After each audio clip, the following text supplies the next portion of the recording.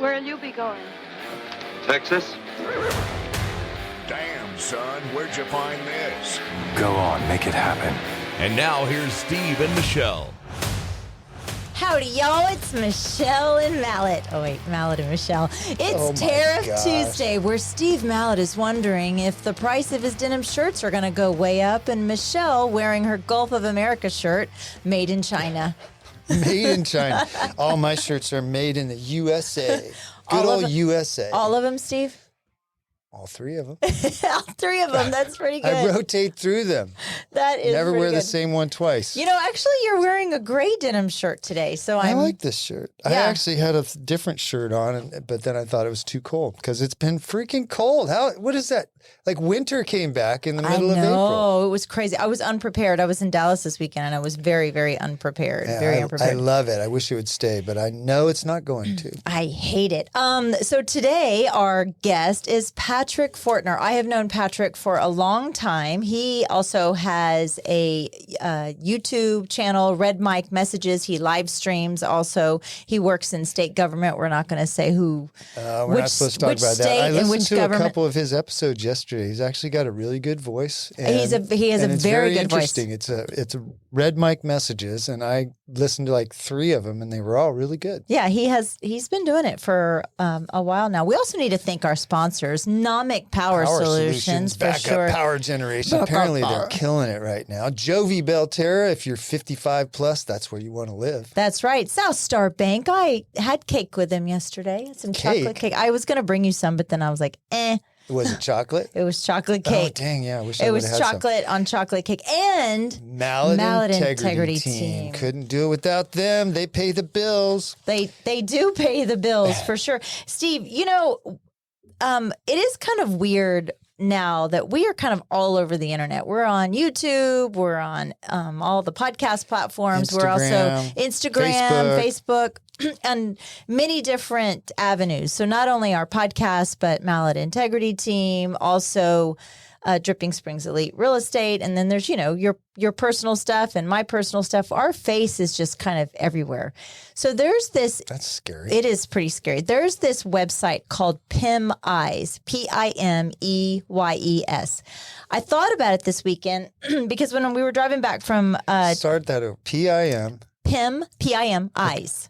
Okay. Pimeyes. Okay. Yeah. I'm sorry. Go ahead. So I thought about it this weekend when Todd and I stopped at my favorite little place, Zuzu's, on the way back in. Love And me some Zuzu's. I got a call, said, you know, from the Be My Eyes. I've talked about this before. It's an app where I help somebody that's blind. Yeah, that's very cool. And so right in the middle of lunch, I stepped out and she was dyeing, it was so weird. She was dyeing beads to make necklaces. And so she goes, what color is this? And I thought, is this a trick question? Because you're blind. And I said, well, it's purple, like burgundy. And anyways, it was just kind of funny. But I was trying to explain to Todd what Be My Eyes was. Okay. And I ran across this website and then I heard about it, I did some research called Pimeyes, and you can enter your photo, your personal photo, on this website, Pimeyes, and it will search the entire internet for every single photo of you that it is on the internet. And I did it for myself, and it's pretty flippin' scary. So what kind of stuff did you see that you didn't know was out there? Well, like obviously, you know, I know that, you know. Is it like group shots that you were in that you didn't know you were in, or? Yeah, well, like, I mean, it picked up Dripping Springs Elite. Obviously, It picked up a lot of our podcasts because we're all over the internet on our podcast. It picked up, like, I think a couple of my Facebook pictures that were like my Facebook profile pictures. But then there was like a picture that I didn't know where it came from. So I don't know if like somebody tagged me or I don't know. It's weird. But there is a way to opt out of this, right? So you can go in, you can go to the website and you can opt out. I don't know how exactly that works because there's also a paid portion where you can pay like $15 and it will show you more pictures and then it'll show you where you got these pictures from. God. Majority of these pictures, honestly, were from either like our Mallet Integrity Team website or my LinkedIn or whatever it is. But I just thought that's creepy AF. Yeah, I'm gonna have to check it out. We don't have our TV up. Well, because I'm going to do something else. Okay, I'm not all showing right. you my cheat sheet yet. Yeah, I'm gonna have to check that out. I was gonna actually ask you to search mine, but You have to take a picture. Well, after this, we'll do it, and you can sit here and you take your picture with it. Okay, we'll do that. So Hays County was in the news, national news recently for something. When I heard this, I thought, no, that can't be right. Yeah. But the Tren De Aragua gang, they were based here in just east of Dripping Springs. I've heard off of Nutty Brown Road, and I've heard in Bear Creek neighborhood. So were they based here, or because I heard that they were renting some short-term rental, and it was like some sort of I don't know if it was their base, but they were here. There was 47 illegal aliens who, and apparently at least 25 of them were suspected Tren De Aragua gang members that were arrested, and apparently they're going to be deported. But the DPS was involved, ICE was involved, FBI. Yeah, FBI, U.S. Immigration was all. Homeland Security was there. Obviously, the Sheriff's Department. They were only there in a support system too. That's what I mean, it was a big raid, and they some of them were minors. I think there was 25 adult males and 9 females, but they'd recovered some narcotics there, and those people are going to be all deported. But kind of scary, like right here in our backyard, because the Tren De Aragua gang got started in Venezuela. There's a town south of Caracas called Aragua, and there's a prison there. And this gang originated there. I don't know when, but is Caracas where I'm going in November? Are you going to Venezuela? No, I'm not going to Venezuela. Caracas, isn't that like a little island? Like, isn't that? I think you're going to Curacao. Okay, you're right. It starts with a C. Doesn't mean it's the same place. Sorry, there's not a Four Seasons Well, at the Caracas. Probably not in Caracas. That's an pretty idiot. funny, Michelle. One of the reasons this is important is President Trump and Governor Abbott have both recently identified Tren De Aragua as a terrorist group. Wow. So there's a whole nother level of law enforcement that's involved in that. Maybe they got wind that the H-E-B Nutty Brown had really good tortillas. Yeah, that's right. They did. Oh, man, I'm not sure you could say that. I just did. Why would they all not? right. Well, Tren De Aragua is involved in human Do smuggling. Venezuelans eat tortillas? Yes, they do. Okay, I think. I don't know. Tren De Aragua, which they sometimes called TDA, is involved in human smuggling, human trafficking of women and girls, extortion, and drug trafficking. That's what I've heard on the neighbors' pages, that people were, well, first off, all of the break-ins that were going in car thefts in Belterra and down Sawyer Ranch, all of those. So they were wondering if those were connected, and then the sex trafficking or the human trafficking. I shouldn't say sex trafficking, but the human right trafficking. here in our little sleepy town Off of Dripping Nutty Springs. Brown Road, Yeah, which was it's scary. Yeah, so in response to these arrests and deportations, there's a couple of Austin groups that have been very vocal speaking out against that. let me guess. Yeah, well, just help me out. There's a group called Mano Amiga and Austin Venezuela Association. They're saying that these arrests are leading to a climate of fear. And I would say, if you don't want to be in a climate of fear, don't join a freaking gang. These people are getting deported because they are in a gang. A violent gang. And because they are illegal. Well, yes, both. And because they are illegal. And I don't know if you remember, the very first time we heard Tren De Aragua was when they took over that apartment complex in Aurora, Colorado. That's the same gang. Oh, I didn't realize that. So, the way the borders were opened during the Biden administration, this is not this is a small pocket, but these pockets are all across the country. I'm curious to see how more of this story plays out. Like, why here? How did they get here? What, like, the whole I'm sure behind they the walked scenes? across the border. So they just walked across the border to Dripping Springs and like, okay, this looks. I'm gonna rent a. Why wouldn't you come to Dripping Springs? It's an affluent community. We don't have a very high crime rate, so we're not, generally, we don't have bars in the windows. We don't, a lot of us don't even lock our cars. I mean, I know people that never even lock their front door. We go on listing appointments sometimes and I go, hey, I need a key for the front door. And they go, I haven't locked the door in 20 years. I don't know where there's a key. I know. And that's the kind of community we are. If you're a criminal, this is where you'd want to come. Well, You're not going to go to a place where people are expecting you to be. It's not like there's a big billboard, come to Dripping Springs. I mean, also the logistics of it. How do they get a house? Like I have lots of questions. Like how'd they get the house? How'd they rent it? Well, maybe all that'll come out. I don't know. Apparently right now, law enforcement's being pretty tight-lipped about it. There hasn't been a press conference or anything other than how many people were arrested. Well, also which is 47. There's some controversy.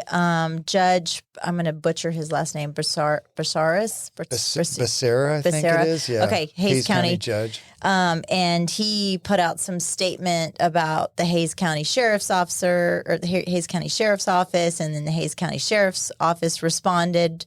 And so there's this like back and forth. Back and forth. I didn't see that. Is that in the news or is that just? It's all on social media. Yeah, I mean he released something, and then do you know that Hayes Caldwell Examiner, which is like a faux newspaper, nonpartisan. And those people are jerks. I'm sorry. They are just absolute jerks. And they're gotcha. They're gotcha journalism is what they are. So they were talking about it also. But yeah, this is very interesting. I'm curious to see how this is going to play out. Yeah, well, I'll let you know if I hear more news in the future. But right now, 47 gang members arrested right here in Dripping Springs. That is scary. Interesting times. Well, not me. My gang color is pink. Yeah.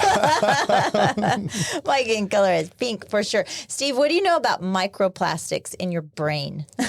In my brain, I do you? know that, and this is all anecdotal, but I've read and I've heard on podcasts that the amount of plastics we have in our brain is just astronomical, and it's been going up because of how much we have in our food chain and in our houses. And They're found everywhere. They're found in water, so even bottled water. There was like a study about bottled water and drinking out of it. It's like causing high blood pressure because of all of these microplastics. But they're found in food, air, even human blood and lungs. They're literally in the rain falling on the mountains. Really? And the deepest parts of the ocean, there's no escape from these microplastics, and they don't break down. So unlike like these organic materials, plastic doesn't biodegrade. It just breaks into these like teeny tiny smaller pieces, and it just goes on and lingers for centuries and centuries and centuries. But they also mess with our wildlife, their fish, birds, marine, and they mistake all this stuff for food. So not only what's in our body, but it causes, for them, it can cause blockages, starvations, and all this exposure. That's when it's bigger pieces of plastic. What you're talking about is microscopic These pieces of plastic that teeny, get in your bloodstream and but in your eventually it can lungs just build up over time. And then when eaten, so like now we're eating a cow, right? And then these toxins are moving up the food chain. So we're eating them. It's crazy. But they're saying all this research now, and it's really kind of changed the way I kind of do things. I got rid of all of like my Tupperware-esque kind of, I only get the glass stuff. But it's kind of weird though, because like the lids are plastic. So if you're heating something up. Well, don't put the plastic. What I do is I put a paper plate on there. If I'm heating something, I take the plastic off. But you go into H-E-B, they're super convenient. They've got these bags of fresh vegetables that you can steam in the bag. Oh, don't do that. You know what? I never even thought about that. You know what? I fall prey to that sometimes. I come home, I'm tired. I got a little bag of broccoli. I'm like, and what I normally do is I open that bag, I dump it in a glass bowl, put some water in there, and I cover it with a paper plate, and I put it in the microwave for 5 minutes, and it steams it. But sometimes I'm tired and I just throw that in the microwave for 3 minutes and it cooks that plastic, and I'm sure it's impregnating that stuff. I don't know if there's been any research done on that, but I know it's not healthy. I don't do that per se, and I don't really use the microwave. I'm not a big microwave person, and it's not because I'm like on some stance of not to eat microwavable food. But I was thinking back to when like I was a kid, or I don't know, 2 years ago, when I would take a styrofoam to go and I would stick it in the microwave and it would be melted and I would just scrape it off. I know, like a styrofoam coffee cup, like you got, half a cup of coffee left and you stick it in there, you like nuke it for 30 seconds. I know. All this stuff The more I know about our food chain, our food supply, the scarier it is for me. There's so much crap in our food. Yeah, there really is. Even the stuff we were looking the other day at peanut butter, and it says all natural peanut butter. And you look at it and it's got palm oil and sugar and natural. It's like all this crap in there. And what I've discovered, all natural means absolutely nothing. You know what? Absolutely nothing. Don't eat peanut butter because it's gross and disgusting. No, peanut butter is good. There Eat is Nutella. one peanut butter. You can't get organic peanut butter that doesn't have seed oils in it. Don't you ever go make your own peanut butter? They do. You can do it at H-E-B. But the peanuts are not organic, so it doesn't make any difference. I can get that in a jar. I can get regular peanuts. It's just peanuts by itself. Stop. I did not say that. Say it really, really fast. Say it really fast. No, I don't know. It is kind of scary. I'm thinking about my granddaughter now, and you know what's coming back? Are glass baby bottles. I believe it. I think people are starting to wake up. There's a Joe Rogan podcast from a couple of years ago about this woman that studies plastics in our food supply. And some of the stuff she claims, it's like, sexual dysfunction, shrinking genitals. I mean, like all these things that are directly caused from peanuts, from peanuts, from microplastics, micro peanuts. Jeez. Okay. All right. Well, let's let that one go. Are you done with that story? I'm done. I just was judging you on your cup, and you and I both have Yeti cups. Yes, so they haven't. I don't know if they've come out and said this the is. top is plastic, but I'm not heating it up. I don't put coffee in mine. No. What's the worst part of Founders Day for you? Besides the traffic. Well, parking is not an issue because I park at your house. Yes. and Or walk I across. park at the office. Yeah. Nobody else can do that, by the way. Yeah, nobody else Just can do Michelle. that. Call me, I'll give you his address. Gosh, the worst part of you know what? Okay, I will say I love every part of Founders. Kendall brought this up because Kendall's coming home for Founders, and I said, we're going to be at this spot for the parade, blah, blah, blah. And she said, Mom, are we in the middle of Mercer Street? Can a car drive down there? And I said, Kendall, it's going to be the parade. Well, what about a parade float? Can they drive in there? That's what she's thinking. She's worried about like a terrorist type thing? She's worried about everything right now. Well, on a not as serious a level as that, I think the worst part of Founders Day is when it's 85 degrees and you have to go to the bathroom and you have to go to one of those porta potties that's been sitting out there for 2 days, and it's just disgusting. But guess what? Oh, There are going to be real bathrooms in downtown Dripping Springs. Nice. They're doing the I'm going to call it the first flush ceremony on April 17th at 4 p.m. The first flush ceremony. That's pretty funny. Yeah, it's going to be hosted by the Chamber of Commerce, and I have a press release here that I'm going to read. Are you ready? Okay. Did you do this press release? I'm not going to say. Okay. We're all flushed with excitement at the announcement and movement in DS. This doesn't just lift us from the bowels of a number 2 city. It plops us right into the royal throne as a prime seat for tourism. No more sitting in the shadows. We've been officially released from the clogs of obscurity, blah, blah, blah, all flowing right into the spotlight. And that's number 1 to us. That's a little disturbing. That's a little disturbing. But I am glad that they are bathrooms because I thought it was kind of ridiculous. They're going to be real, like flushing toilets, running water. You can wash your hands. They're not compost toilets or any cheap things like that. Is somebody going to be cleaning these? The city. Yeah, they're going to have a regular crew that goes along there. They're located, for those of you that have been here in Dripping for a while, where the old post office was and Vintage Soul. There's a little alley there. That alley is going to be a sidewalk. Bathrooms will be on the right side. You can get back to the Stevenson building, which is being redone as a community center. They're very historical building. I used to park right there when my husband was part of the Masonic Lodge over there. That's for Founders. Yeah. So that whole area, they're going to do a parking lot eventually, and Stevenson building's getting redone, and the Masonic Lodge is slowly being redone. So I'm real proud of what the city's doing there. It's about time. These bathrooms have been like 5 or 6 years in the making. It's taken that long. Why is it taking so long? Money? raising the money, doing the design, getting the approval. We had to approve it at the Historical Preservation Commission because it's in the historic district. Just going through all those, once you get the design approved, then it's got to go to engineering, and then you got to hire a contractor. Red tape. So, but anyway, by Founders Day, those will be open. Well, good. I look forward to peeing in the box. Peeing in a real bathroom on Founders Day. Yes. That will feel weird. Yeah, I guess I don't have to go on the side of your yard anymore when I'm... That green spot there? Yeah, you're welcome. Dead spot. I'm not You're sure which welcome. one. You're welcome. It's all those microplastics. Fertilizing the lawn. So I ran across something that was super interesting, and maybe we'll see some of these people at Founders. Who knows?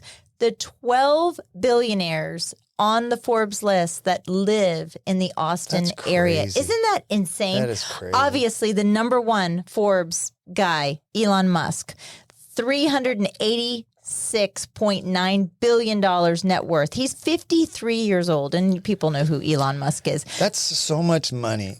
If give me the his point. pocket change fell out of his pocket, it could change your life and my life forever. You know what's funny? I saw an interview with him yesterday, and he was obviously on some Zoom or some video, and he had everything blurred out behind him because he's probably in his home office, and it looked like crap. And I thought, you are worth billions of dollars. Somebody doesn't recognize that. Okay, number 17, Michael Dell. We all know who Michael Dell is. He's the chairman and CEO of Dell Technologies. He's 60 years old, $97.7 billion. I'll run through these pretty peanuts. quick. Peanuts. Let's see. Number 230, Robert F. Smith. He's worth $10.8 billion. He's the chairman and founder of Vista Equity Partners. Then there's number 403, George Geba. He's the co-founder of Airbnb. He's worth $7.8 billion here. 475, Ty Lee, $7 billion CEO. And this is funny because I just drove down this and I was asking Todd, I wonder what that company does. And it's... is it the Garcia, like where you can, off of Mopac and Whataburger and Brody and Lowe's. Yeah, there's Whataburger. That's how Michelle knows where things are at. Whataburger is right there. And Lowe's on Brody, and there's like that secret road. Yeah. Okay, I think it's called SHI International. That's where that is located right there. 553 Joseph Lamant, $6.2 billion. It's the CEO of Trilogy Software. Here's one of near and dear to my heart, number 774, Bert. Believe it or not, his last name is Beveridge, $4.7 billion. He's the founder of Tito's. I've heard of him, yes. Have you heard of Goodleap? The CEO of Goodleap. So that guy, Hayes. Okay, here's another one. Here's a drip connection. Number 1,242, Jean-Paul DeJora. Oh, you used to own a ranch out there off of Fitzhugh. $3 billion net worth. He's the founder of Patron Spirits, but also he was Paul Mitchell hair products, he was a door-to-door shampoo salesman. That's how funny. he made his money. Billions. He sold his 96-acre ranch in Dripping Springs for $7.49. That's a beautiful ranch, though. He had a bunch of million exotics. Yeah, he dollars. Had eland, and he had zebras, and I think buffalo. Isn't that crazy? So this other guy, which I know, James Truchard, I have actually had lunch with James Truchard. When's he coming on the podcast, Michelle? Well, I don't know if Dr. Truchard would, but I should ask him. He's number 2,933. He's worth $1 billion, and he is the co-founder of National Instruments. Oh, well, yeah. Very nice gentleman. So let me ask you this. He's 81, too. Oh, wow. So you got $1 billion. Yeah. And you're 81 years old. He was at the office all the day. You could spend $1 million a day and still have plenty left. He was very accessible. Very accessible. If your net worth got to the point where its total started with a B, I would never get you to come to work. I would quit the next day. If mine started with a T, I wouldn't come to work. My net worth is $10,000. I'm out of here, Steve. That's it. I'm done. But I mean, it does. Like Elon Musk, $68 billion is like. Why does he get up and go to work every day? Why? You know why? Because he's like my husband, Todd. He's brilliant, and he has to keep his mind going. I don't know. I mean, I don't know if I would I think maybe I'd try and pursue something else. The youngest- like go make movies or go write a play or go, learn music. I don't know, like make yourself. I don't know, make a rocket and like a self. Okay. Okay. You're right, yeah. you're But right, the youngest guy on the list is 42 years of and age. he's a billionaire. He's the managing What the hell partner. did we do wrong? Do you want it alphabetically or numerically? Because there's a lot Start of with numerically. You know what? Right now with the stock market dip, now is the time to buy. And I bought some stuff today. Yeah, I was telling my husband, I was like, take a risk. Do it. Do Yeah. it. He set NVIDIA at 90 yesterday. And this morning I go, it's 108. Did you buy it? And Did he buy any? No, he didn't buy any yesterday. Man. Yeah. So Well, it is a good time to buy. I think we probably hit the bottom of that. All those people are coming back to the table to talk about tariffs. So, well, I'm super excited to get Patrick Fortner in here and talk about his podcast and all the things he's got going on in his life. So sit tight. We'll be right back. Are you tired of being left in the dark when the power goes out? Say goodbye to blackouts with Nomic Power Solutions. As your full-service Generac dealer, they offer individually designed backup power solutions. From start to finish, they've got you covered. Nomic Power Solutions, keeping you powered up. Call or text 512-387-4232 or visit nomicpower.com. Follow on Instagram at Nomic Power for updates. Nomic Power Solutions. Protect your home, protect your family, stay ready.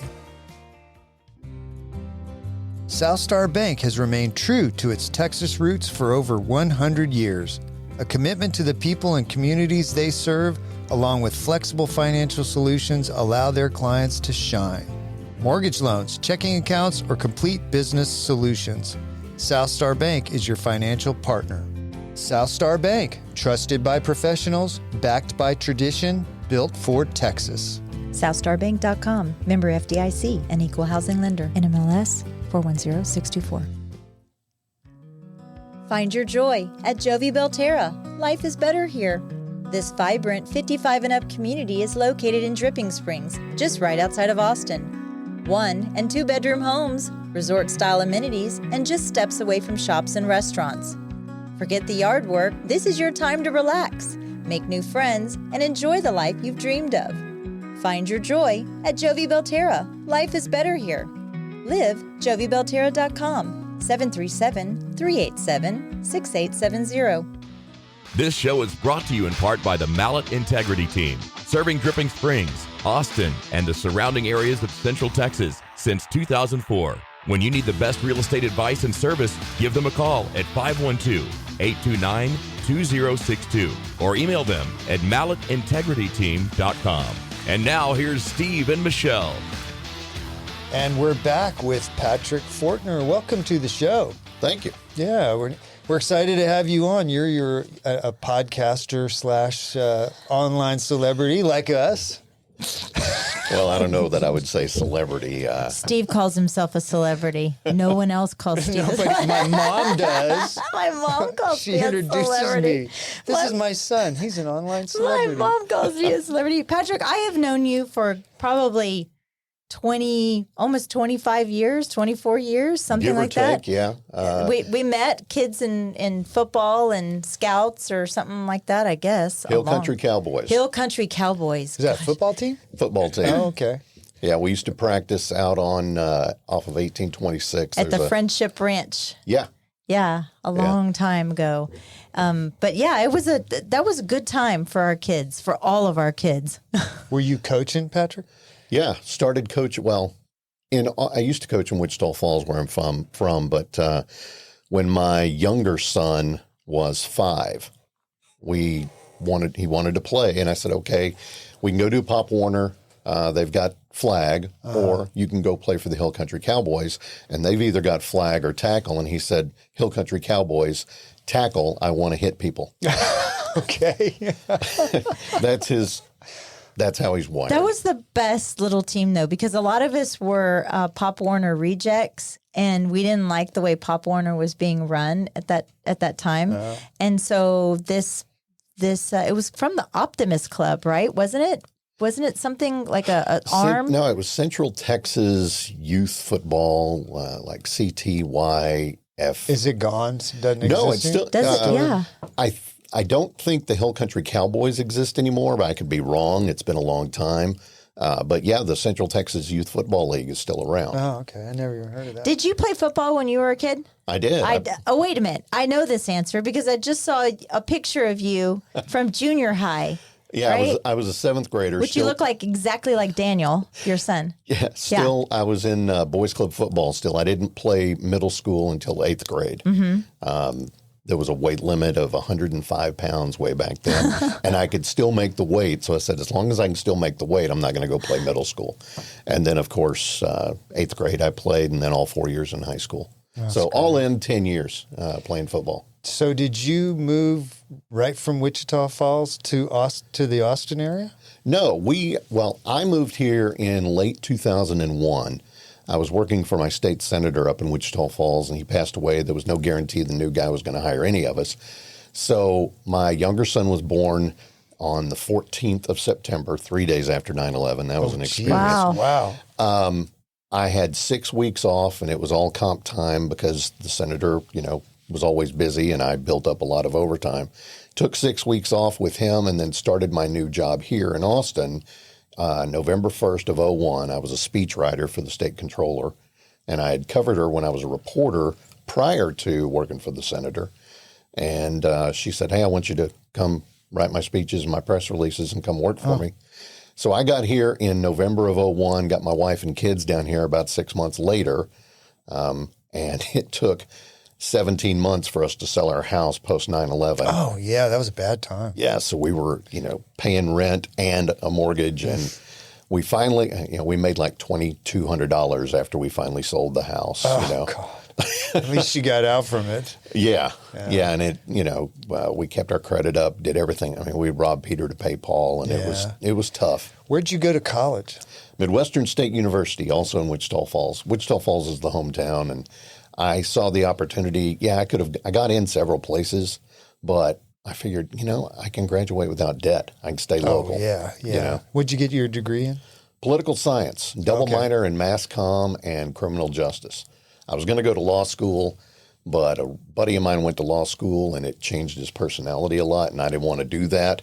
So I pivoted, added the mass comm minor, and from there went into radio. And you got the voice, man. For That sure, was a doesn't great he? voice. I'm like, wow, I wish I had that voice. You have a love for your hometown unlike anyone I have ever met. And the fact that you haven't lived there for, 20 plus years, I love the fact that you'll talk about, the local cafe that you guys used to eat at or when you go back, they don't serve this anymore. I know more about Wichita Falls because of Patrick more than anybody else. What is it about Wichita Falls that keeps pulling you back there, that holds your heart there? Well, I mean, yeah, it's your hometown, and I will jokingly tell people it's a great place to be from.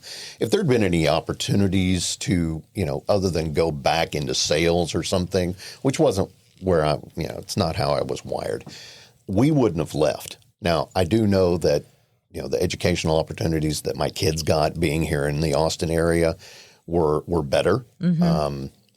But I still love my hometown. About 100,000 people, give or take.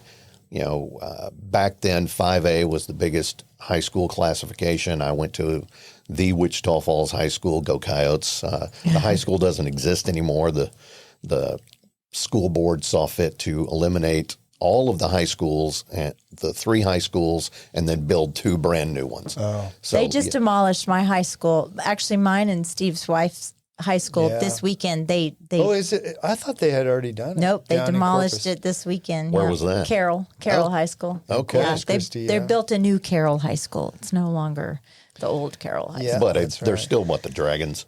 The Tigers. The Tigers, The Tigers, for sure, yeah. So just, I'm going to rabbit trail that. So we're going to have another high school eventually, and they're going to have a mascot. We've got the Tigers here. Do you have a suggestion on what they should be called, the new high school? Well, hey, Coyotes is really is I really like that. underutilized. Yeah, I actually like that. We were talking and give about them the lions. colors red and black too. Let's just go full Let's full go force. full on, yeah.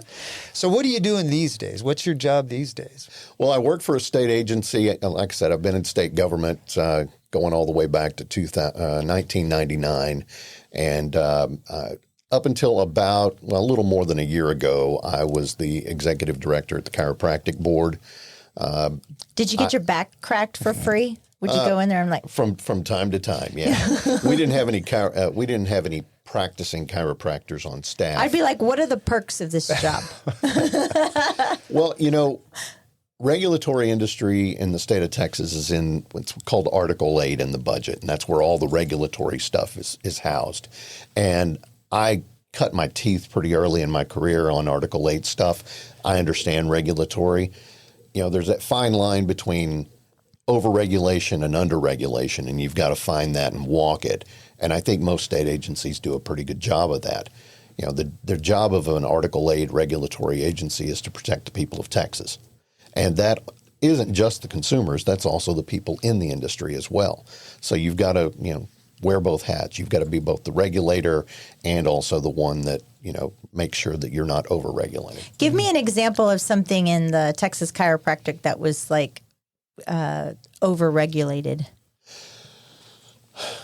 Not necessarily over-regulated, but there was or even under-regulated. There was a lawsuit a few years ago that we actually won where the way that the statute was originally worded, it cut where chiropractors could not do acupuncture, but then they did a rewording of the statute, and then the board, which predated my time there, said, okay, well, we're gonna open up chiropractors to be able to do acupuncture as long as it's within that narrow scope, dealing with musculoskeletal and all of that. They got sued by a by an acupuncture group, and it took a long time, but we finally beat back the knives come out when that stuff. What do you think about all the stuff going on in the federal government with the DOJ committee cutting all these things and how that's happening? I have thought for a long time that our national debt is really an existential threat to the future and the security of the nation. And, people will say, well, we need to cut with a scalpel, not a hatchet. Well, unfortunately, cutting with a scalpel is not going to get it done. Right. We've got to go in and completely revisit everything that we do on a federal level to, figure out, do we need to do that?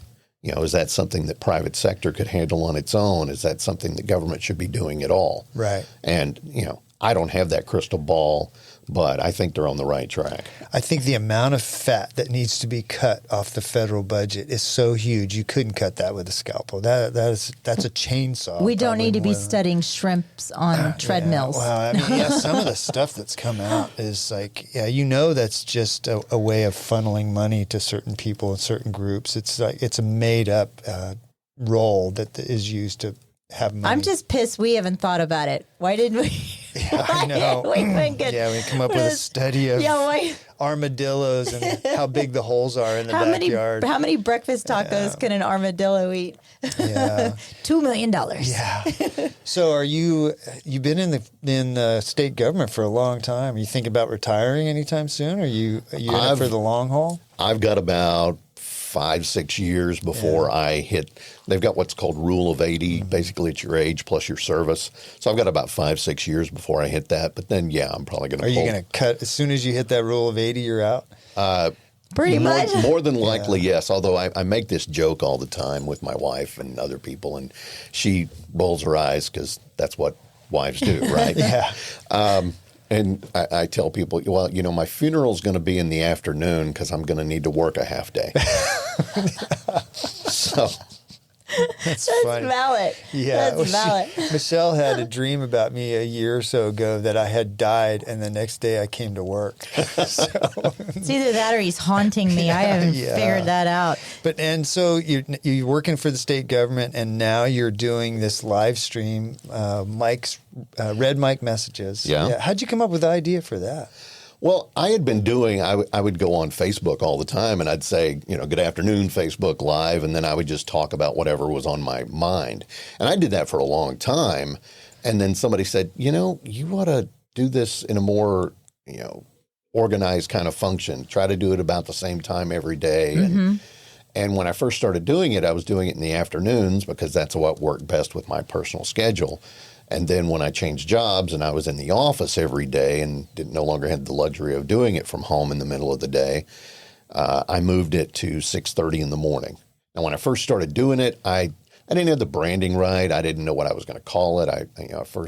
But I had the whole idea in my head was, who are you? Well, that's in the spiel that I put at the beginning of every one. I say, these Red Mike messages are leadership and life lessons I picked up from 25 years as a public servant, 16 years as a youth football coach and scouting volunteer, and 10 years as a mediocre athlete with far more heart than actual physical ability. I love that. So, and, I'll talk on stuff from, I learned this in scouting, or I learned this in football or baseball, or, this is something that I picked up from the internet, or I lean on pop culture references a lot. Michelle was saying that, yeah. Yeah. I listened to the one you did a short tribute to Val Kilmer the other day, Iceman. Yeah. Yeah. Yeah. It was I know that was 65. It's too young to pass. Yeah.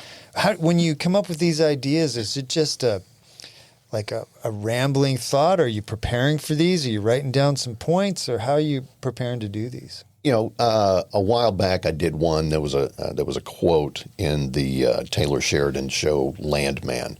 I don't remember the quote. If I did, I would say it. But I thought, okay, that's a decent idea. And then I just started jotting down notes and stuff like that. And then I will write out a rough script with bullet points and stuff like that. And then I will think, okay, any pop culture references that this reminds me of, other than, the show that I was talking about or whatever it was. And then I will plug it into ChatGPT and say, okay, because I've been doing this all along, and I was like, okay, is this stepping on any previous topics that I've mentioned? Because I've been doing this for more than a year, and I want to try to be as original as possible. I mean, I know I'm going to hit on a lot of the same topics and themes, but I try not to be overt about it. So, and then I will use ChatGPT to punch it up just a little bit and maybe, look at it from a different angle. But it's all Patrick. It's all me. Yeah. When you listen to them, you'll see there's a lot of stream of consciousness in there. It's funny because you did an episode, I don't think I listened to the whole thing, but it was about, and I read an article on this about leaning too much on AI. Yeah. Yeah, on ChatGPT. There's an article in the Wall Street Journal from yesterday that AI is making us all lazy and we're not using our brains. Oh. And you got to be careful. Oh, yeah. I mean, one of the things in my job right now is I have to evaluate legislation. And what I've been doing is I will read through the legislation completely and I'll take notes and stuff like that. While I'm doing that, I will upload it to ChatGPT and say, analyze this. And then I divorce myself from it. I don't look at it. Okay. And then I will go back and I will look through, okay, I think it does this. I think it does this, and then I jot all that down. And then I will look at what ChatGPT or, Grok or whatever I use. Check, really. Yeah. And sometimes it'll catch things that I didn't. Sometimes I'll catch stuff that it figures out wrong. Yeah. I don't think AI lies, but I think maybe it might hallucinate.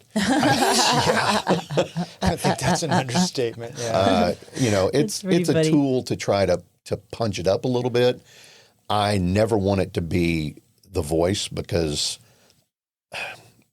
I've got a lot of things to say and I want it to be as authentic as possible. Yeah. How much do you think, I know that you used to be in radio, but how much do you think what you're doing now with Red Mike Messages kind of leans back to when you were doing radio back in Wichita Falls?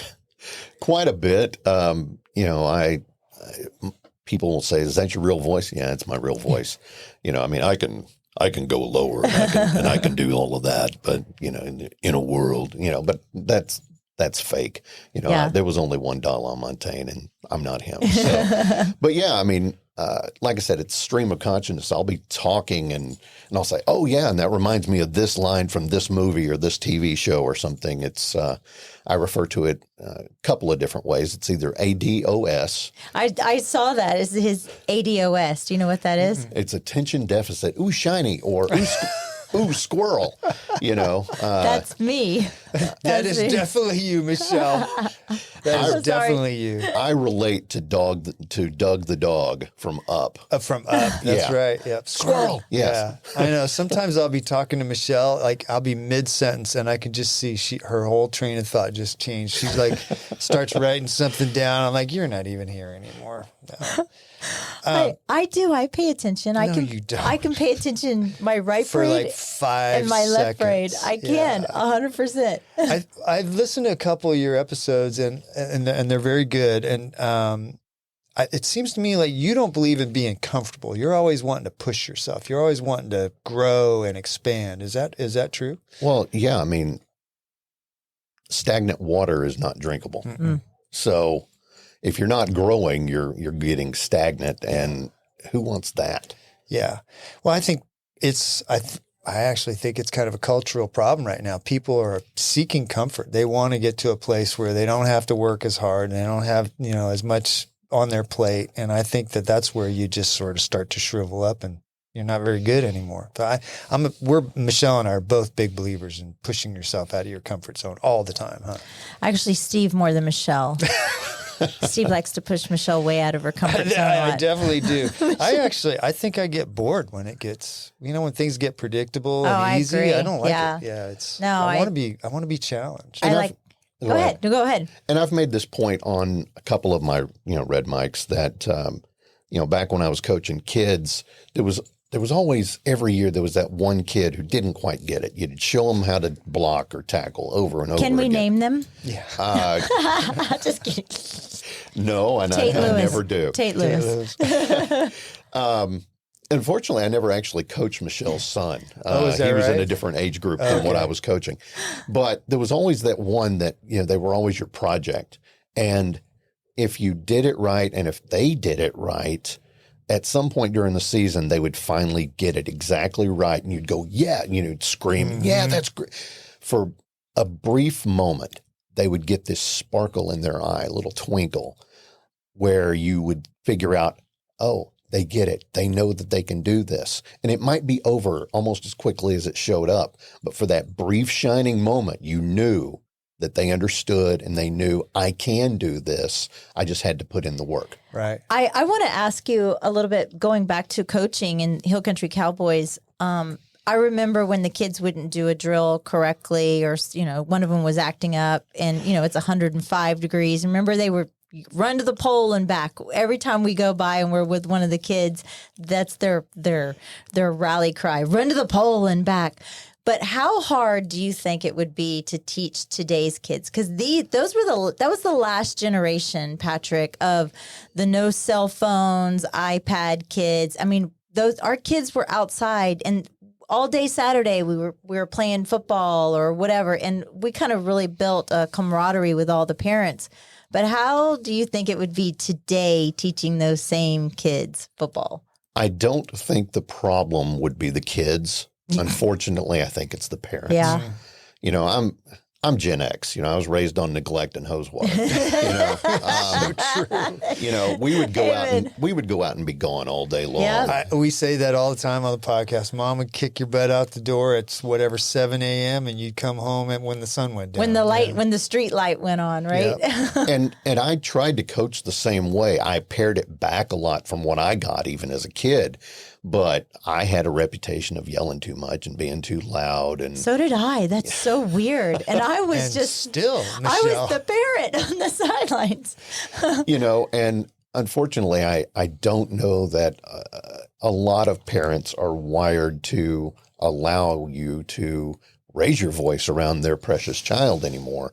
So that's part of the reason why I've not gotten back into coaching. I stopped coaching when my younger son got to middle school because he started playing for the middle school. And, I said, well, talked to my wife. I said, hey, do you care if I start over with another, Pee Wee team. She was like, absolutely not.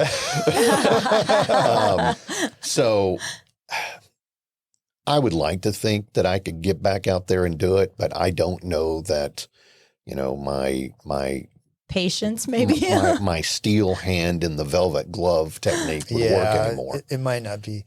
Do you ever have somebody come up that you coached, like 15 years ago and call you coach, and you look at them and you're like, you have no clue who that is because now they're 6'2" and 180 and pounds. Kids, they have kids of their own. Yeah. All the time. Isn't that crazy? All the time. In fact, back in, about 2000 or so, back in Wichita Falls, I was at the mall with my wife and our younger kid was not born yet, and see this kid walk up, and he's got a couple of kids in tow, and he said, "Coach, how are you?" And I was like, "Hey, I'm doing good, and how are you?" And I said, "Leathernecks, right?" Yeah, that was the first. Oh, team you remembered him? Yeah, I recognized the face. Okay. I couldn't remember the name or what position he played or anything like that. But yeah, and it's still two things. One, it makes my day when one of my former players goes out of their way to say hello, and when they call me coach.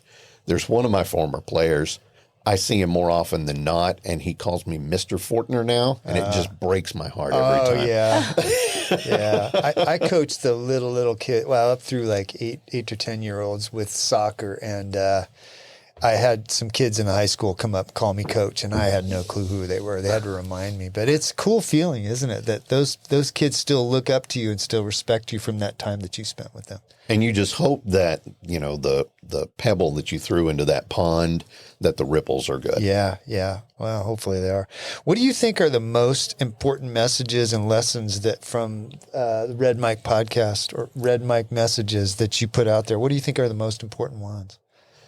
Tenacity, believing in yourself, hard work. I mean, that's it. Yeah. I mean, you melt me down, and that's what I'm about. I want to know that you're working hard and that you're earning your keep.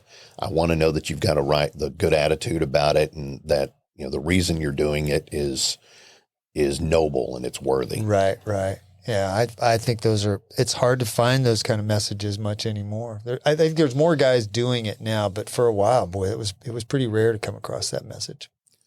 I'm trying. Yeah. I really am. And I love doing it. And people ask me, well, are you monetizing? I'm like, I'm small, know, I don't have any illusions that I'm going to be, anywhere close to the next Joe Rogan or anything. I just hope that, these messages that I'm putting out are getting some pickup out there. You never know.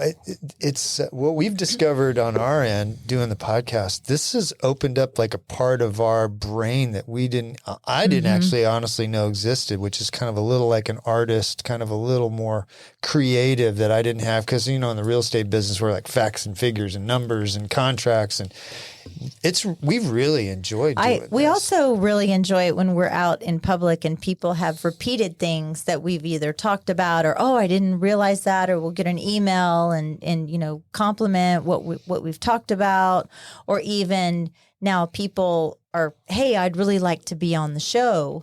That has really been a compliment to what we have done. I'm sure that's going on with yours too.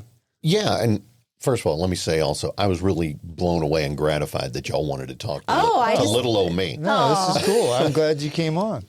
In fact, just this week, later this week, my wife and I are going to go have dinner with a couple of folks. I met them. I was emceeing a organization dealing with, state business people and stuff like that.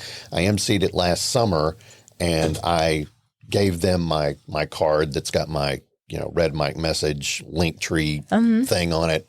They started listening, and then they invited to start their Christmas party, and we're going to go out to dinner with them probably on Thursday or Friday this week. I'm not sure. That's great. That's nice to be able to It is amazing how many doors it opens.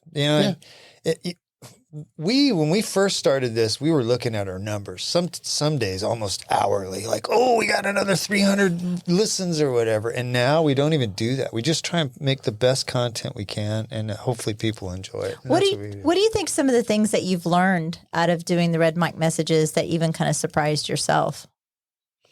Oh gosh. I've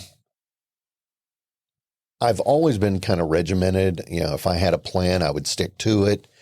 but the discipline of getting up every morning at 5:15 and getting ready and making sure my notes are ready and, getting the coffee and then getting into my office and setting up and, all of that to go live at 6:30 every weekday morning.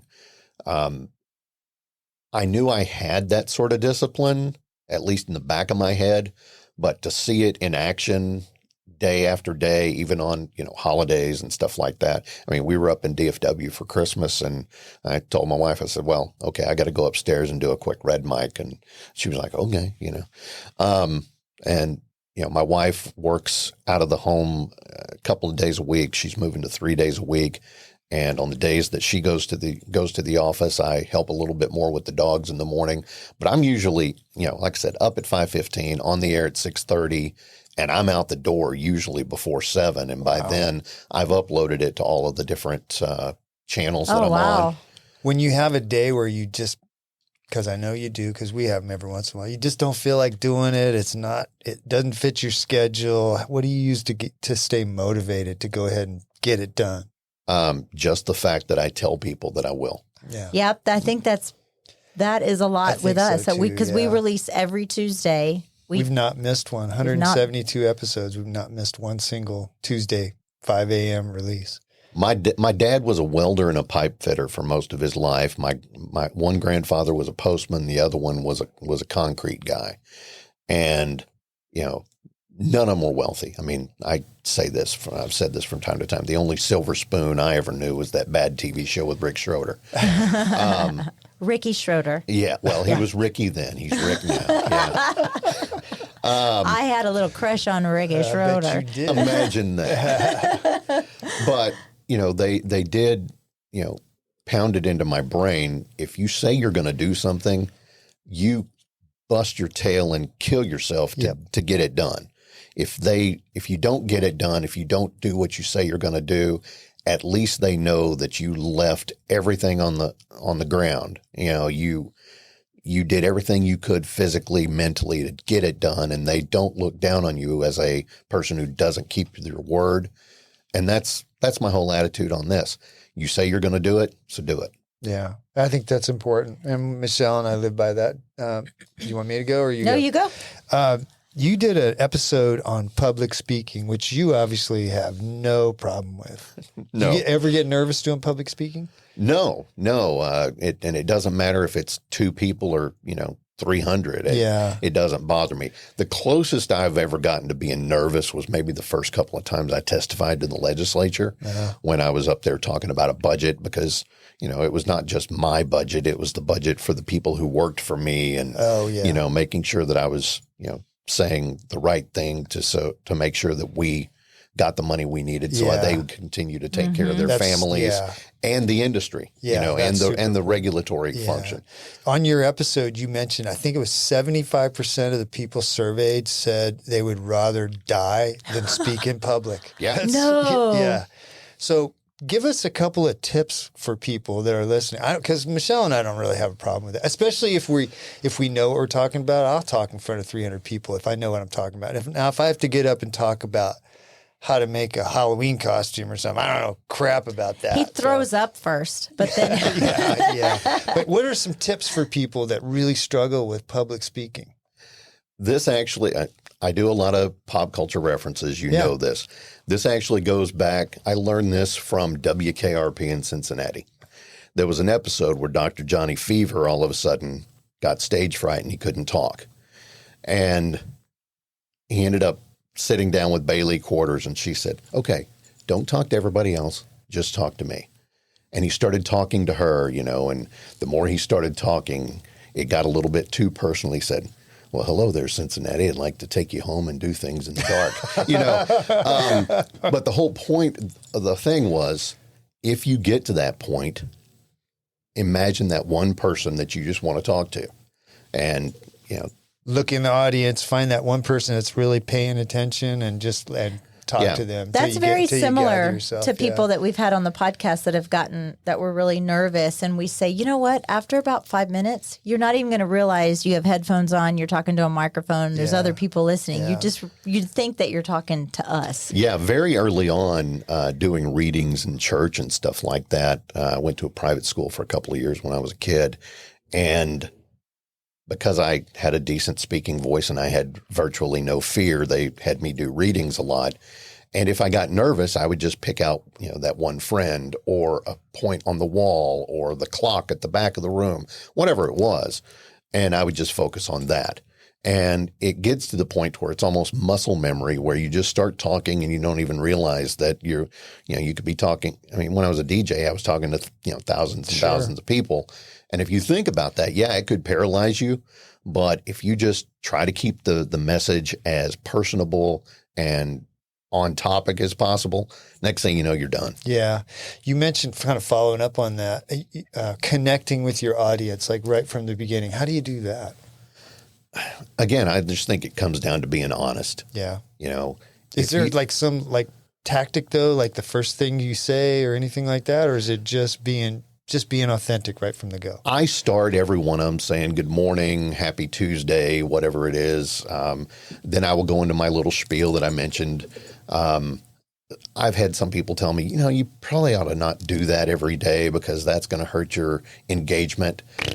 I don't care. Wait, you know what? What did we just talk about last week? About the haters, the doubters. And the naysayers. Yeah. There, people that won't do what you do are awful ready with their opinion on how you should do what you're doing. Their opinion's based on fear, not based on expertise. Well, and this was actually someone who was on LinkedIn doing a live video. But, if I was doing this for just the engagement, I don't know that I would have gotten very far because I would have been overanalyzing all of it.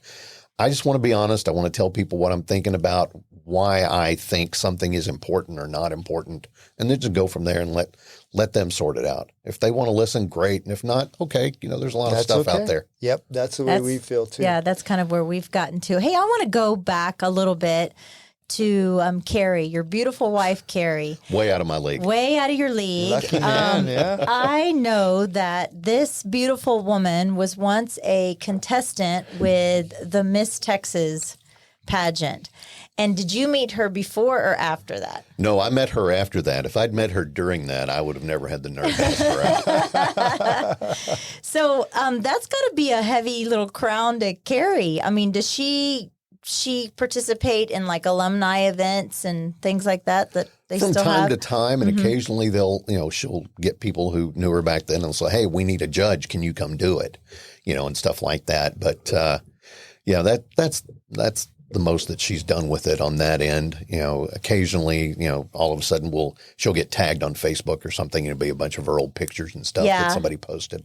And every time I post some of those old pictures, they're like, Fortner, how'd you pull that off? I'm That's like, right. I have no idea. No idea. That's right. Did she lead with that when you guys first started dating? How did you meet her? We actually worked together at the newspaper in Wichita Falls. She was a page designer. I was a reporter. And, I actually asked her out twice. She turned me down flat both times. And then she asked me out, and I turned her down. Oh. Little cat and mouse game. Actually, kind of, sort of, but not really. She was just coming out of a weird and not great relationship, and I probably came on too strong, and she thought of me as, the stereotypical fraternity guy. In fact, this is my fraternity. Oh, yeah. Fraternity. I noticed that when you came in. She thought I was, slick, and I was not. It was all bravado. So I asked her out on a couple of group things. We were going to go to a Rangers game, stuff like that, and she turned me down. And then she asked me out because she and a girl we worked with, they were going to go, I don't know, get some wine or hang out or whatever it was. And I said, well, my roommate is possibly not going to be at the apartment, and I've got some fraternity brothers coming over. If he's there, I'll go. But if not, I won't be able to. So give me a call. And she called, and I'm on the phone with her, and my roommate, my fraternity brother, was sitting right next to me. We were playing poker, and I'd already had a beverage or two. And And I said, yeah, he's not here. It's not going to work out. And you're like, and I said, but give me a call. Maybe we can get together, later some other time. Well, then I hang up the phone. They're like, Fortner, who was that? And I was like, yeah, you remember me telling about that redhead at work that turned me down? And I said, yeah. And I said, well, I just turned her down. They're like, dude, high fives all the way around, And but then she called me the next day and said, hey, we're going to go see 4 Weddings and a Funeral. You want to go? I'd already seen it. But I wasn't going to turn her down because I figured, she turned me down twice. I was done asking. She had asked me a second time. There was no way I was going to say no. So and you're about celebrating 30 years this year, right? Yeah. Our 30th wedding anniversary will be in December. December 2nd. Look at how your life would have been so different that's if my you'd have birthday. said, no, I already seen Is it really? Yeah, I know. And the truth, yeah, I know. I saw it one time post up and I was like, oh, your anniversary is my birthday. Yeah. So, and you have 2 boys. I do. They're off, graduated. You guys are empty nesters, and you have your dog. No, wait a minute. Do you still have the dog that you rescued? Well, all of our dogs are rescues. But was it a pit? We had Tank and we had Byron. Tank. That's right. It was Tank and Byron. No, they have both crossed the Rainbow Bridge. Okay. Byron got cancer. Tank had a gut issue that would not go away. And you only had him for just a little bit, right? We had Tank for about, we got him in 2017, 2018, and we lost him a couple of years ago. So we didn't have, you never have any of them long enough. No. I know. It's a terrible thing that dogs don't live as long as we do. That's why Steve has chickens. That's right. He says it just, but you guys are just enjoying your empty nest life. Y'all are we've still got 2 dogs. We've got Turk, who is a little mini Frenchie or Staffy, something. mini Staffy. He's 40 pounds, but he's in a 20-pound body. So he is packed solid. Yeah. And then we've got a Pitsky, a pit husky mix named Tucker, and he's kind of neurotic and scared of his own shadow. I know in your bio you talked about that you've started to go to the gym 3 to 5 days a week. Why did you start doing that, and how has that impacted your life? Started that during COVID, and you've been doing it for a while then. Oh yeah, we started during COVID, and I was about 60 pounds heavier than I am now. Oh man, geez! And during the stretch of COVID, I lost 60 pounds. And started putting on muscle and all of that, and building up my lungs on the treadmill. We do the weights, and then we do the treadmill, and then we do the sauna, and we do that. We try to go 3-5 times a week. And then when I started my new job last summer, I had a lady in the office across from me. I called her Willy Wonka because she always had this huge bowl of candy. Steve would like working with her. And that's my downfall. I had gained 20 pounds back. Well, starting back around Ash Wednesday, I rededicated myself to that, and I've put on some more muscle, but I've also dropped 15 pounds. So I'm almost back to where I started last July, and I want to keep going. Yeah. I'd like to get closer to the late high school, early college fighting weight, but realistically, I'm a man of a certain age, and the metabolism does what it wants to. You know what they say though? Going to the gym is one of the best things you can do to prolong your life and have a good quality of life as you age. Yeah, my wife and I both, and she's done the same thing on a less different scale because women and men will lose weight differently. I stopped drinking Cokes and dropped 10 pounds. That's my husband, Todd. Yeah. But she's done great, and we're just continuing on because, neither one of us want to be that old person who needs help getting up and in and out of the car and, all of that.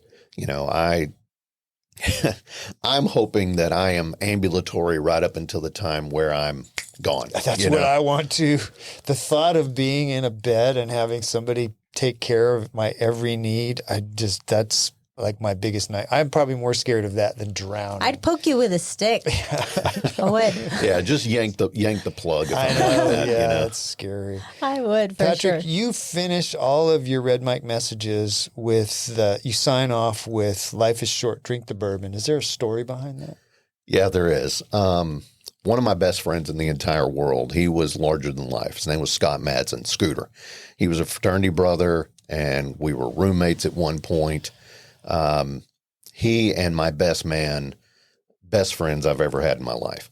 Well, Scooter, was always hard to buy for because he was single. He had decent, income. If he wanted something, he'd just buy it, and I cannot tell you how many times I was going to get him something for his birthday or Christmas where he'd say, "Hey, Fortner, I just picked this up." And I go, So one year it was kind of a cop out. I bought him a bottle of what for us at the time was a nice bottle of whiskey. It was about $60, give or take. It was a Willet. It was the kind in that pot still shaped bottle.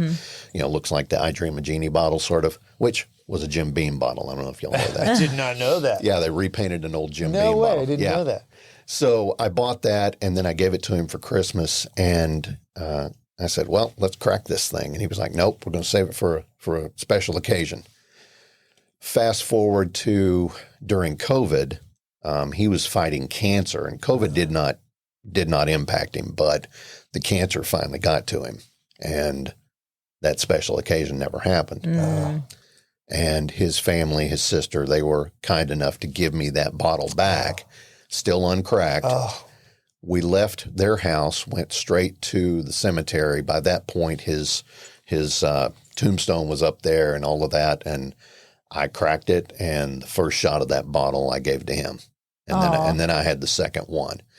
So the reason I say life is short, drink the bourbon, is you don't know when your time's coming. So true. And it could be just as easily as life is short, eat breakfast first or eat dessert first. Or say I love you on the way out the Exactly. door. Yeah, don't take every second for granted. Don't have any regrets when you do get called, to move on to the next plane of existence, whatever that is. I mean, I'm a Christian, so I think, it's hopefully heaven in my future, but, who knows? Maybe I did something and don't end up going that route, but hopefully I will. But at the end of all of it, regrets are terrible. Regrets can be cancerous. One of the biggest regrets in my life is that I didn't get Eagle. I didn't earn it. Between a broken leg at summer camp and prepping for that and trying to get back into football shape, scouting fell to the wayside. Yeah. So the fact that one of my kids is an Eagle Scout, that I view that as a big accomplishment for them. Life is short, drink the bourbon is a constant reminder to me and everybody who listens is that you don't know when your time is up. So don't save the fine china. Don't worry about that dessert. You can always diet tomorrow. Burn the fancy candle. That's what Exactly. my mom that's always true. used to Yeah, say I that. know. Yeah. All of that. Yeah. Yeah. And that's what it's about. We all go through life thinking that, though. Like, well, I'll do that tomorrow. I'll do that the next day. And sometimes you don't get that next day. Exactly. Yeah, boy, that's huge. Patrick, before I start in on my rapid fire, do you still have that piano that you refurbished into a bar? Yeah, it's in my office, which is the Red Mic studio. as So I is say. it behind you? No, it's actually in front of me. The way I've got my setup, I've got my computer here. I've got a lamp there to give me some light. Some I've ambiance. I've got my Red Mic light behind me. It's a microphone with red light in the background. And then the Red Mic is pulled up in front of me. Well, directly across from me is the antique piano. It belonged to my grandparents. It actually belonged, before they got it, it belonged to a lady in the church. And she didn't have any family other than, someone, hundreds and hundreds of miles away. And they were supposedly going to come get the piano, and they never did. Huh. And as a kid, and there's actually a picture of me, playing the piano, sitting there, and it's actually up in the wires. And we looked into having it restored, and it was going to cost, $15,000 to $20,000 to have it restored. And I said, okay, how much is it worth right now as it sits? Yeah. And they said, you could part it out and sell it for $2-3 grand. I was like, okay, so I get this work done. Is it then going to be worth, $18,000 to $23,000? They said, no, it'll be worth exactly what you put into it. Well, I don't play. No one in the family plays. And I was like, well, that's throwing good money after bad. So I gutted it, pulled everything out except the strings in the back, built it up, and then put in LEDs on the inside. And I'll post a picture on my Red Mic pages we'd like later. to see that. We'll post it on ours too. Yeah. You real quick, and then I'll let Michelle get to her rapid fire. You mentioned cruises in your bio that you like to go on cruises. So I got two questions. Tell me why you like that, and how many pounds do you gain every time you go on a cruise? I'll be honest with you. I've never looked at the scale for about a week or two after. But I don't worry about it while I'm there. Yeah. we like cruises because it's an opportunity to really unplug. Yeah. You know, and if I've not done one while I've been doing the red mics, so that might be I might have to take a week off. I might have to say sorry. I'm not going to have the ability to do it.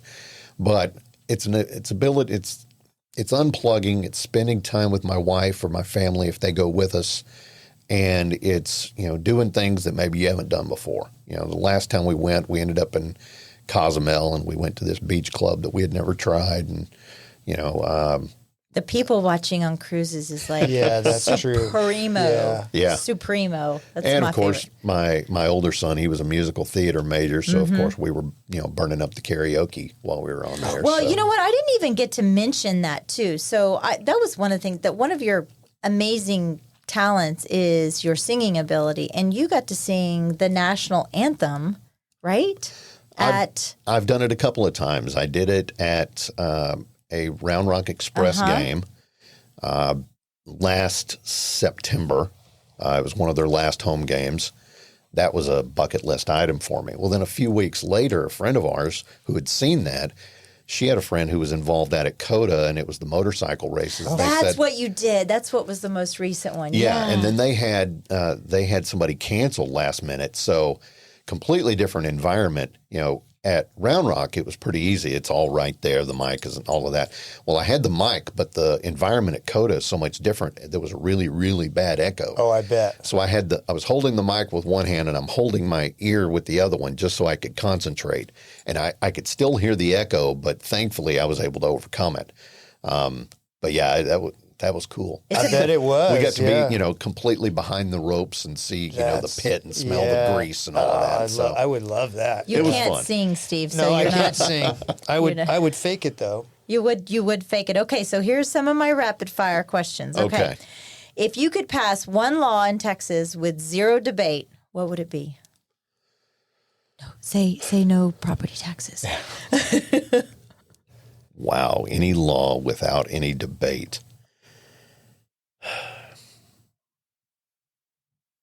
That property tax one's kind of hard to beat.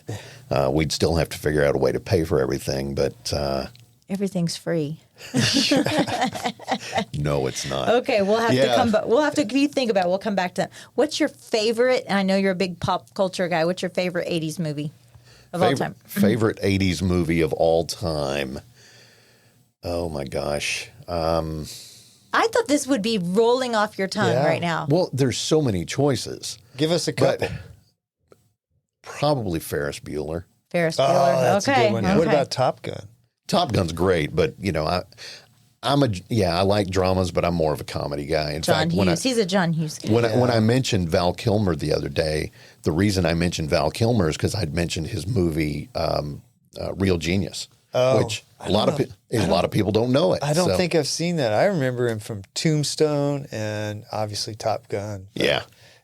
And he was also in one called Top Secret. It was made by the same guys who did the airplane movies. Yeah. So I got a question. I got to follow up. So in Tombstone, does he say, "I'll be your hucklebearer" or "I'll be your huckleberry"?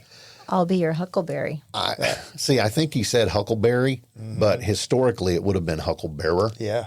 But it's the name of, I just heard this on the radio the other day, and there was a debate about that because the title of his book is "I'll Be Your Huckleberry." He has a book. Well, but a hucklebearer is somebody that the people that carry the casket, right? Mm-hmm. Yeah, and what I understand is that was also a common misconception even back in the day that people thought huckleberry. Oh, okay. So Interesting. There you go. Little tidbit.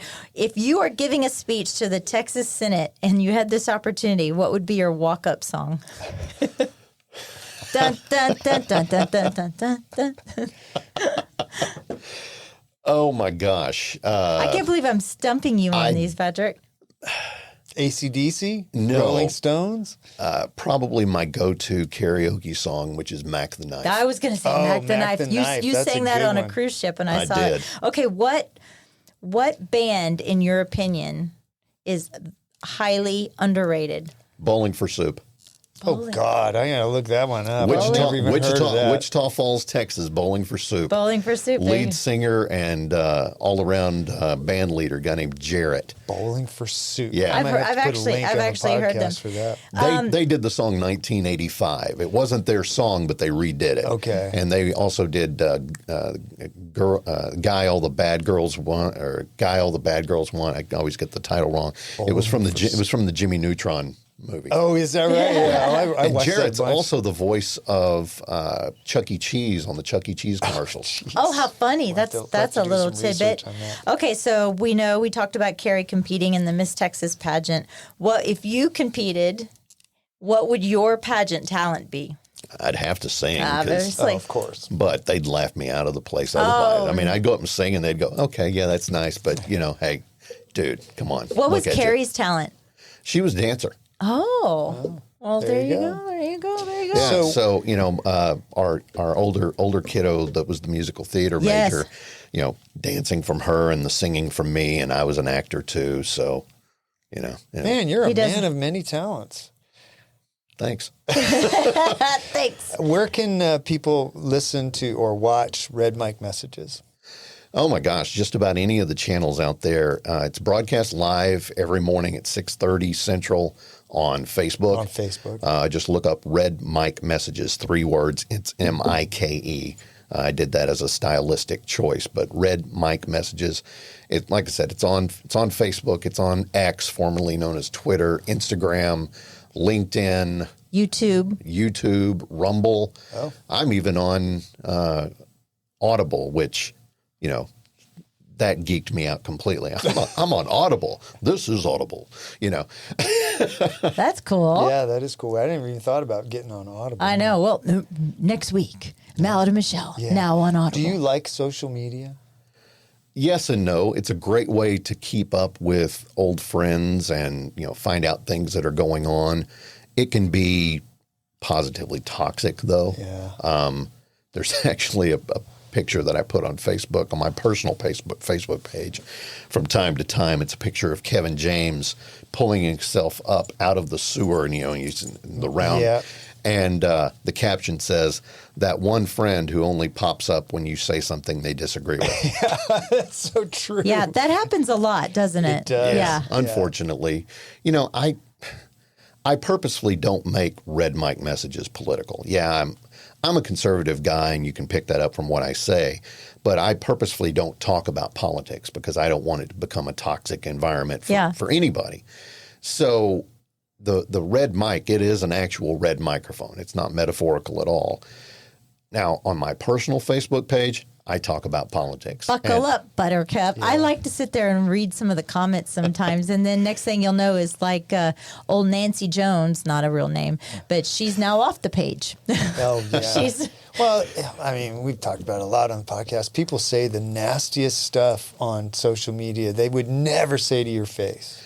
And I think it's because of the distance that social media allows you to have. But when you know somebody in real life and you still have the nerve to say some of the things that are just so toxic and hateful, I don't get that. Yeah, I don't get it either. And that's one of the reasons we started this podcast, because if you sit down and break bread with somebody like we're doing right now, it's really hard to be mean and nasty. I say all my toxic things to Steve she right gets to his it out face. On me. Yes, Patrick. I am the brunt of all of that negativity. You're all the time. welcome. And you post some fun stuff on Instagram. Thank Michelle. you. I hear that a lot. People are like, boy, you're on a roll today. It's true. I have some funny stuff. Well, Patrick, it's been really fun. I really appreciate you coming in here and spending this time with us this morning. It's been great. Well, thank y'all for having me. Like I said, I was blown away that y'all want to talk to me. Well, our pleasure. Yeah. I mean, my audience is about that big. So. Well, now it's this big. Yeah. Hopefully it'll just blow up in the next couple of weeks. Well, that'd be fun. Yeah. Because I love Dripping Springs. Like I said, my younger son and his probably fiance. It's not official yet. Breaking news, Daniel. It's not official yet, but they live out here, and I love Drip. If I didn't work downtown, instead of building where we did, which is just on the outskirts of Austin, we probably would have built out here. Yeah, because I love it out here. It's great. Yeah. Well, and the message that you're spreading on Red Mic Messages is worth listening to. I encourage our listeners to go there and visit and take in some Keep of up those. the positivity for sure. Yeah. That's who I am. You know, I mean, like I said, blue collar background. My grandmother was, I mean, she picked cotton during the Depression. You know, I mean, she's the one who put it in my head. You know, she had a phrase, Pat, every once in a while, you just got to swallow the liver. And what she meant by that is if you've ever eaten fried liver, you can chew it, and eventually it stops getting smaller. And she said, you know, at some point, you just got to swallow the liver. In other words, you just got to move on to the next thing because, you know, it's not going to change. So I may have a podcast title, Swallow the Liver. So on that note. Well, her name was Sue Villa Gallagher. Oh, my gosh. That sounds a little Hannibal Lecter-ish. Did she have a little glass of Chianti with that afterwards? No, she Some fava beans. she grew up in the during the Depression in Oklahoma. She was actually born in Indiahoma, Oklahoma, which is just a wet spot now, basically. Wow. And she and her brothers and sisters, they were itinerant cotton pickers and farmers during the Depression. Wow. So, well, Patrick, it's been great. Thank you so much. I appreciate it. Thank you so much, Patrick. Yes, ma'am. Find your joy at Jovi Belterra. Life is better here. This thoughtfully designed 55-plus community is paired with resort-style amenities and social activities. They offer 1- and 2-bedroom homes located in Dripping Springs, the gateway to the Hill Country. Make friends, make memories, make time for you at Jovi Belterra. Live JoviBelterra.com, 737-387-6870. From rodeo clowns, teachers or doctors, and everyone in between, Texans have one thing in common. Hard work deserves smart banking. At Southstar Bank, whether you're buying your first home, building a dream ranch, or just managing daily finances, our 16 branches across Central Texas are here for you. Southstar Bank, trusted by professionals, backed by tradition, and built for Texas. SouthstarBank.com. Member FDIC, an equal housing lender. NMLS 410624. Nomic Power Solutions, keeping you powered up. Get to know your local full-service Generac dealer. Cody and Dylan with Nomic Power Solutions are a veteran-owned, Texas-based Generac dealer and installer. Offering low monthly payment options, it's never been easier to gain independence from the grid. Call or text 512-387-4232 or visit nomicpower.com. Follow on Instagram at Nomic Power for updates. Turnkey service including design, plumbing, electrical, and permits. They even offer set-it-and-forget-it maintenance plans. Nomic Power Solutions. Protect your home. Protect your family. Stay ready. This show is brought to you in part by the Mallet Integrity Team, serving Dripping Springs, Austin, and the surrounding areas of Central Texas since 2004. When you need the best real estate advice and service, give them a call at 512-829-2062 or email them at malletintegrityteam.com. You know you like us, so go now to Apple Podcast or Spotify and leave us a review. Why don't ya? We love your feedback and comments. Email us at malletandmichelle@gmail.com. Thanks for putting up with us.